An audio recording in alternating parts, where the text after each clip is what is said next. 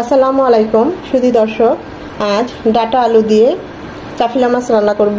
আমরা তো এটাকে চাফিলা মাছই বলি। খুবই অল্প মশলায় অল্প তেলে, কিন্তু খেতে খুবই অসাধারণ হয় এভাবে মাছটা রান্না করলে।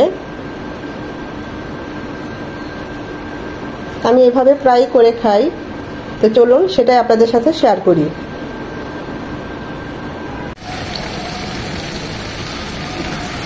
সামান্য লবণ, হলুদ আর সামান্য একটু মরিচ গুঁড়ো দিয়ে মাখিয়ে এভাবে মিষ্টি কুমড়াকে চাকচাক করে কেটে ভেজে নিচ্ছি।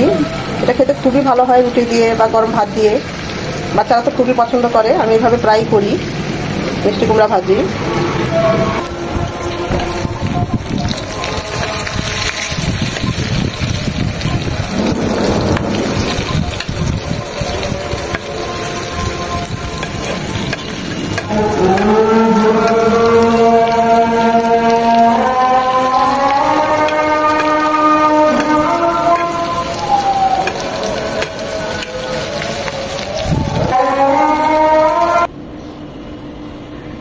কুমড়া ভাজা তো শেষ, এখন চাফিলা মাছ রান্না করবো। আমরা তো এটাকে চাফিলা মাছই বলি। দেখুন কত বড় বড় চাফিলা মাছ।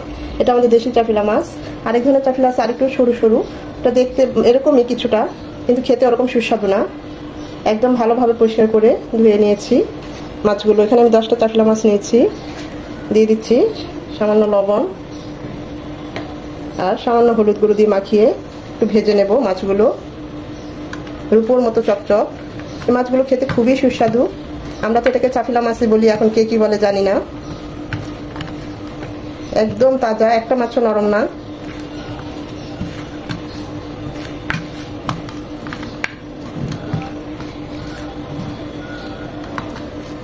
এটা রেস্টে রাখার কোনো দরকার নেই।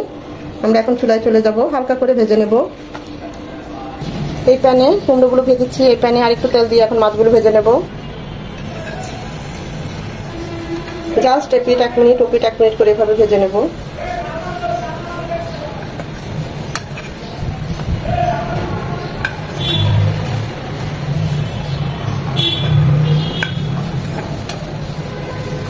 ওই পাশটা এরকম 1 মিনিট ভেজে নেব।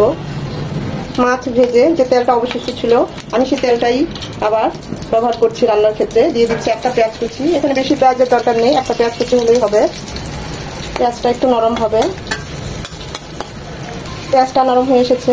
1 চামচ আদা রসুন পেস্ট, 1/2 চামচ আদা, 1/2 চামচ রসুন। এটাকে 1 মিনিট ভেজে নেব যেন আদার ঝাঁঝালো গন্ধটা চলে যায়।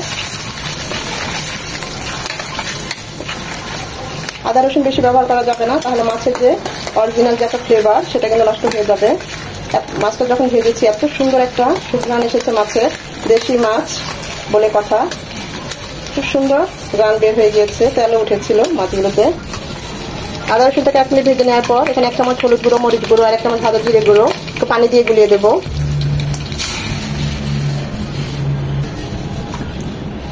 মশলাগুলো যেন পুড়ে না যায়, আর মশলাগুলো খুব ভালোভাবে কষানোর জন্য তাই প্লেটটা ধুয়ে একটু পানিও দিয়ে দিয়েছি। এখন খুব ভালোভাবে মশলাগুলো কষিয়ে নিতে হবে। মশলাটা কষানো হয়ে গিয়েছে। এখানে আমি ডাটা নিয়েছি আর আলু, একটা বড় আলুর হাফ নিয়েছি। ডাটার মতো একটু চিকন চিকন করে কেটে নিয়েছি, খুব ভালোভাবে ধুয়ে নিয়েছি। এখন এগুলো মশলার সাথে কষিয়ে নেব। আপনারা চাইলে শুধু ডাটা দিয়েও করতে পারেন, আবার চাইলে শুধু আলু দিয়েও এভাবে রান্না করতে পারেন।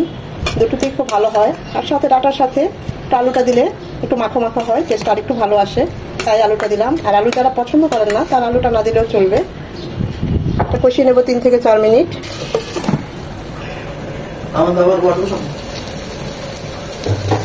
ডাটা আর আলুটা 4 থেকে 5 মিনিট কষিয়ে নেওয়ার পর একটা ফুটানো পানি দিয়ে দিচ্ছি। এখানে অবশ্যই ফুটানো পানিটা ব্যবহার করবেন। ঝোলটা যে যেমন রাখেন ওই অনুযায়ী পানিটা দিবেন। পানিটা ফুটে আসা পর্যন্ত অপেক্ষা করব। পানিটা ফুটে এসেছে, একটা বলক চলে এসেছে। ডাটাটা আর আলুটা এই পানিতেই সেদ্ধ হয়ে যাবে। আমরা যে মাছগুলো ভেজে রেখেছি হালকাভাবে সেটা দিয়ে দিচ্ছি। এটা একটু ঝোলঝুলি হবে, পাতলা ঝোল যেটাকে বলি আমরা। এটা কিন্তু গ্রেভিটা ঘন হবে না ডাটার তরকারি। দেখুন কত বড় বড় চাপিলা মাছ।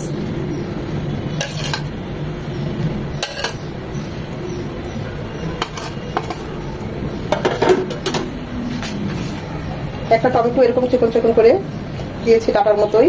আসলে তরকারি মাছের সাথে কাটাটা খুবই জরুরি জানা, যে কিরকম মাছের সাথে কিরকম সবজি আমরা যেটাই দিই যখন কিরকম কাটি, এই কাটার উপরে কিন্তু নির্ভর করে অনেক টেস্ট। লম্বা লম্বা মাছ হলে বা লম্বা লম্বি যে ধরনের মাছগুলো, ওই সবজিগুলো চেষ্টা করবেন এরকম লম্বা লম্বি করে কেটে নিতে।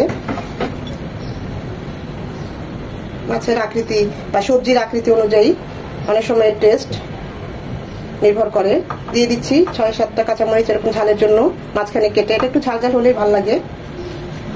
মাছটা ভাজার সময় কিন্তু লবণ দিয়েছি বুঝতে হবে, তাই লবণটা ওই অনুযায়ী দিতে হবে, লাগলে পরে দেওয়া যাবে। এখন এটা রান্না হবে মিনিমাম 10 মিনিট। 10 মিনিট পর মাছটাকে আসলে উল্টে দেওয়ার মতো কিছু নেই, এটা একদম সফট এমনি হয়ে যাবে, একটু ঝোল ঝোল থাকবে। দিয়ে দিব নামানোর 4-5 মিনিট আগে 1/2 চামচ ভাজা জিরে গুঁড়ো, এটা দিয়ে আর একটু ঢাকা দিয়ে দিব যেন জিরার গন্ধটা ফ্লেভারটা তরকারির ভিতরে ঢুকে যায়। আমাদের ডাটা দিয়ে চাকুলা মাছ তো রান্না একদম রেডি। আমি তো এই ঝোলটাই রাখবো গরম ভাতের সাথে, এটা খুব ভালো যায়। এখন ধনেপাতা কুচি দিয়ে নামিয়ে নেব।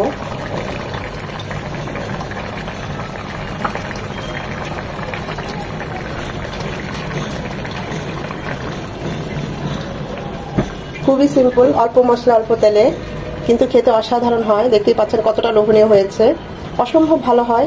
গরম গরম ভাত দিয়ে খুবই ভালো লাগে খেতে।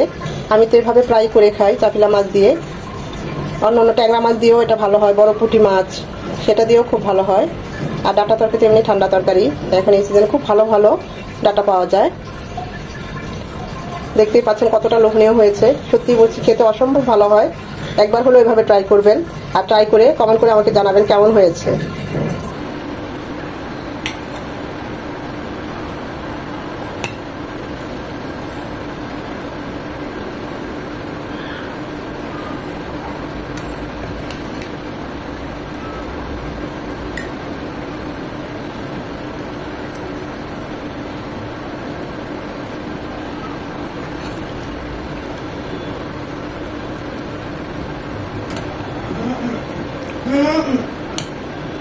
এই ঝোলটা এরকম পাতলাই হয়, এটা গ্রেভি হলে ভালো লাগে না। ডাটা আলু সবই সেদ্ধ হয়ে গিয়েছে। অনেকে ডাটা পছন্দ করেন না, এইভাবে একবার হলো ট্রাই করে খাবেন, দেখবেন খুবই ভালো লাগবে। বারবার ডাটা দিয়ে এভাবেই যে কোনো মাছ রান্না করে খেতে ইচ্ছে করবে।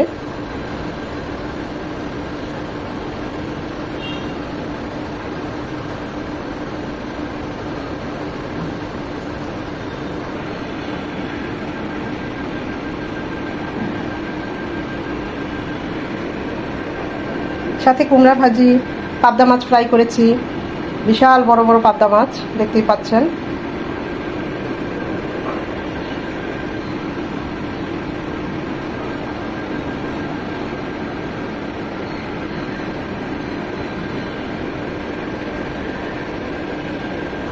আশা করি ভিডিওটা আপনাদের ভালো লেগেছে।